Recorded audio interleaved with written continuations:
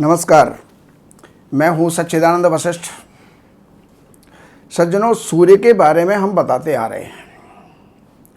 सूर्य जब उच्च का होता है, शुभ होता है, तो क्या परिणाम देता है, और जब नीच राशि के अंदर और अशुभ होता है तो क्या परिणाम देता है। आइए आज सूर्य के नीच राशि में और सप्तम स्थान में होने पर क्या परिणाम हमको प्राप्त हो सकते हैं। क्योंकि सूर्य हमारा आत्मा कारक है, हृदय कारक है, नेत्र कारक है, अस्थियों का कारक है, राज्य कारक है, कृषि कारक है, पिता का कारक होता है।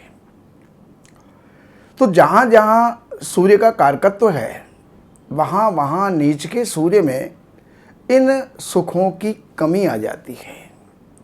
जैसे नेत्र विकार होना, पिता के सुख में कमी होना, राज्य के सुख में कमी होना, राज्य सत्ता का जो है हाथ से छिन जाना, ऊंचे पद को प्राप्त ना हो पाना, हृदय का आघात होना, ये सारी बातें हुआ करती।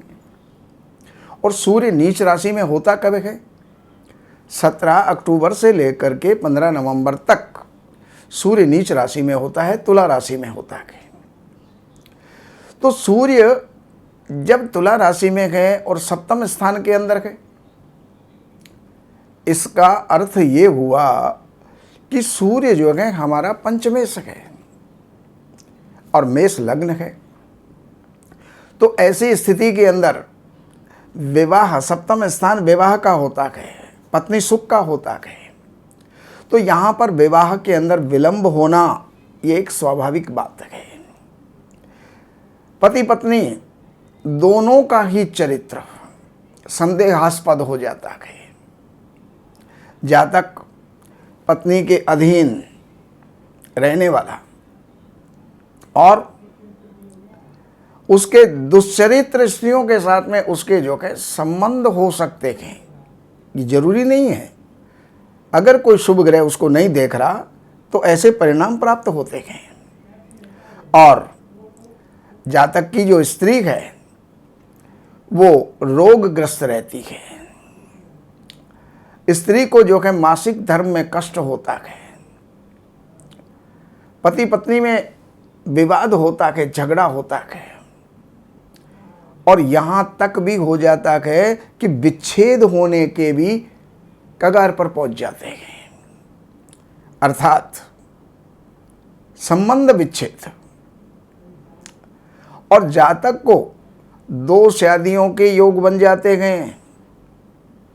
आंख का रोगी, हृदय का रोगी और सरकारी अधिकारियों से परेशानी प्राप्त होती है। स्वयं उच्च पद को प्राप्त नहीं हो पाता है और संतान के लिए ऐसा सूर्य जो है अशुभ हुआ करता है। अब इसमें सबसे पहले हमें करना क्या चाहिए? सबसे पहले सूर्य की शांति अर्थात कार्तिक शांति करनी चाहिए। दूसरे नंबर पर स्वर्ण के पत्र पर, अगर क्षमता नहीं है तो ताम्र पत्र पर, अन्यथा भोज पत्र के ऊपर सूर्य यंत्र को निर्माण करवाएं। धातु का है तो उस पर जो है खुदाई करवानी चाहिए, और अगर भोज पत्र का है तो लाल चंदन से उसकी स्याही बना करके और अनार की कलम से इस यंत्र का निर्माण करना चाहिए, जो यंत्र यहाँ पर दिया हुआ है। तो इस यंत्र का निर्माण करो और भगवान सूर्य का 21,000 मंत्र जाप करो। ओम ह्रांग ह्रींग रोंग सह सूर्याय नमः। ये मंत्र आपको नेट से भी प्राप्त हो जाएगा, लिख भी आप सकते हैं। ओम ह्रांग ह्रींग रोंग सह सूर्याय नमः। लाल धागे में आप जो है उस यंत्र को धारण कर सकते हैं, ये आपके कवच का काम करेगा। और इसके अलावा आपको और क्या उपाय करने हैं? इसके अलावा जो आपको उपाय करने हैं, 108 रविवार आपको सूर्य को अर्घ देना है, तांबे के पात्र से देना है। वैसे तो सूर्य को नित्य प्रति अर्घ देने का हमारा जो है कर्तव्य होना चाहिए, लेकिन यहाँ पर उपाय के तौर पर आपको ये 108 रविवार करना चाहिए। इसके अलावा आपको जो है 11 रविवार मंदिर या अनाथ आश्रम के अंदर सूर्य से संबंधित चीज़ें जैसे गेहूं है, गुड़ है, घी है, ये वहाँ पर दान करना चाहिए जैसी आपकी क्षमता है। और सफ़ेद चंदन से 21 रविवार आपको स्नान करना है। चंदन घिस लिया, पानी में मिला लिया और उससे स्नान करना है। इसके अलावा आपको सूर्य की वस्तुओं का कभी भी दान नहीं लेना है, चाहे रिश्तेदारी से, चाहे मित्रों से, चाहे ससुराल से। जैसे सोना है, तांबा है, अगर ससुराल से आपको कोई सोने की चीज़ प्राप्त हो रही है तो उसकी जगह पर आप मूल्य ले सकते हैं, पैसा ले सकते हैं, लेकिन सोने का दान कभी मत लेना। गेहूँ, गुड़, घी, केसर, लाल चंदन, इन चीज़ों का दान नहीं लेना है। लाल कपड़ा, गुलाबी कपड़ा, ये कभी आपको लेना नहीं है। और अपने किसी भी रविवार को अपने इष्ट देव की, जिसको आप मानते हैं, उसकी मूर्ति घर के अंदर स्थापित करें। और जब जब भी कभी अवसर मिले तो रविवार का दिन हो या फिर कृतिका, उत्तराषाढ़, उत्तरा फाल्गुनी, इन नक्षत्रों के अंदर सूर्य की शांति भी आप करते रहें। और एक आखिरी उपाय बता रहा हूं, कभी भी शराब का सेवन ना करें।